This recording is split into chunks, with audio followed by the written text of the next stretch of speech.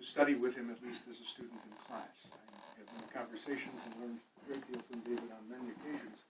But I happened, just by chance, to speak with a student of David's from about 25 years ago, who had at least one, and I think it was probably more than one course with him.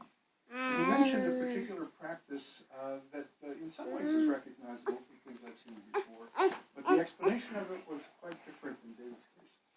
He assigned to the students at different points in the semester what was called a short paper, maybe 2 pages, 2.5 pages. And they were asked to summarize parts of the discussion of a given unit that was being studied in the Bible.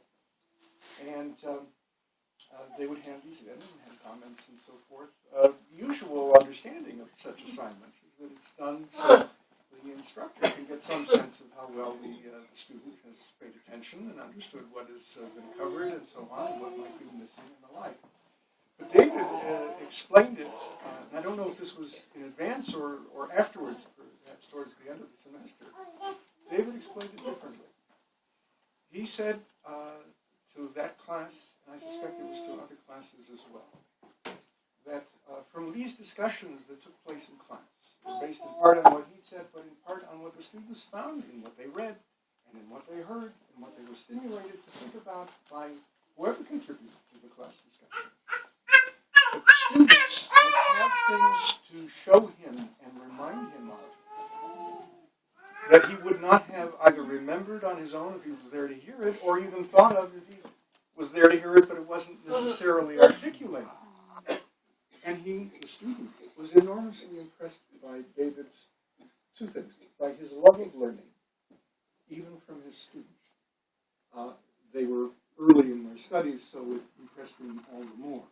There's a famous rabbinic statement, as I think many here will remember. Mikol melamdai hiskalti, I have learned from all of my teachers, but the word melamdai can be understood otherwise. And of course, by the end of the Agadah on that story, from all my teachers I have learned, including those I have taught. And as a sign of his love of learning on the one hand, and his humility on the other, that he was prepared to learn and even sought out the opportunity to learn from his own students, I thought was a wonderful, wonderful thing. And so did this student. I'm very grateful to him that he told me this story.